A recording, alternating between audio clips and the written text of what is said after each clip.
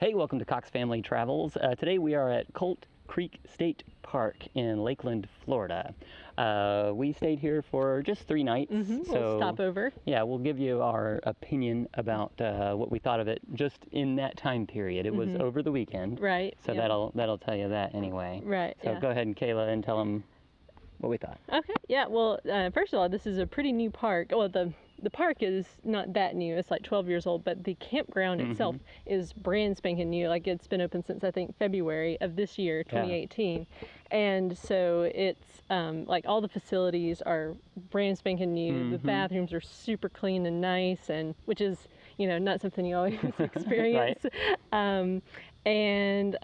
Let's see, the campground sites themselves are very flat and well maintained. Like, it's gravel and it's all nice and new, so there's like not a lot of weeds or anything. Yeah, packed gravel, so it's like, and they're bordered with wood. So it's just kind of like, this is the closest thing to paved as it could be, right? Without being paved. Without actually being paved.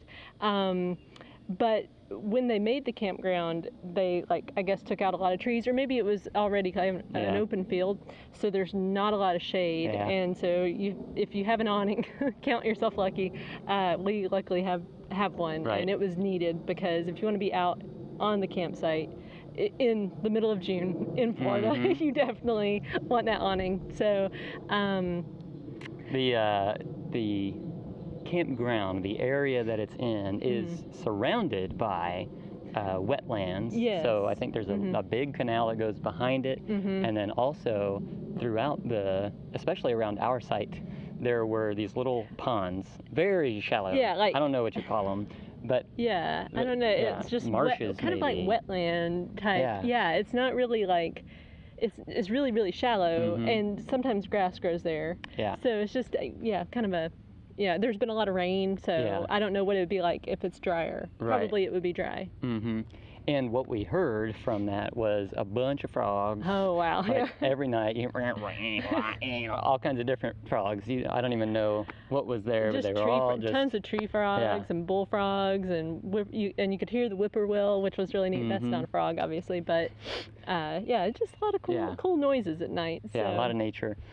From the campsite, you could hear the highway, but it wasn't, there's not a lot of cars that go by there. You just hear like, and that's like out, like you couldn't hear it in the camper at all. No, so, so it was good.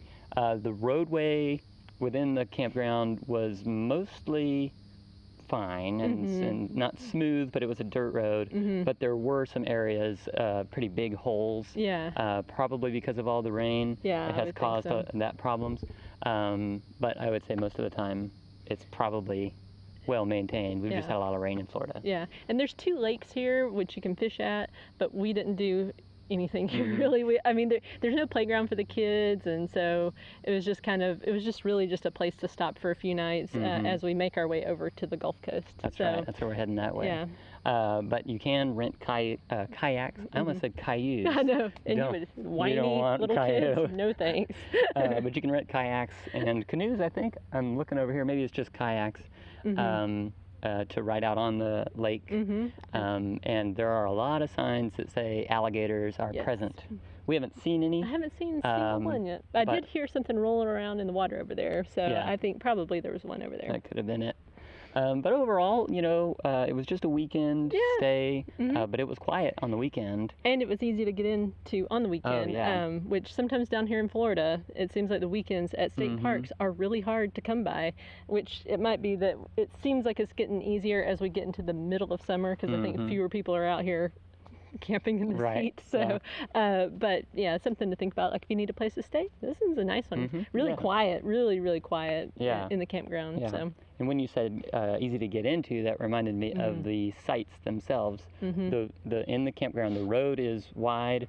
There aren't trees, a lot of trees. There's pine trees within the campground, but no like overhanging oak trees or anything like that.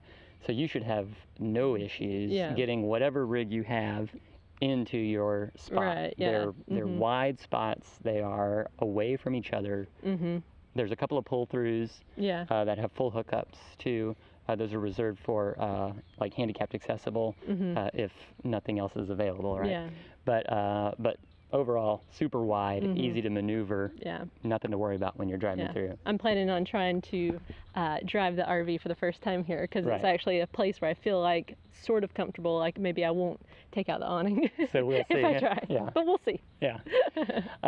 Well, have you ever been to Colk Creek State Park before? Probably not a lot of people have, since it's only about 6 months old, less than that actually. Right, yeah. But let us know what you thought about it in the comments below. And if you know of any other new parks that are maybe coming up, that are being built or something like that, people would be interested to learn about that, I would think. Right. Yeah? All right. Well, thanks for joining us for this review, and we'll see you soon.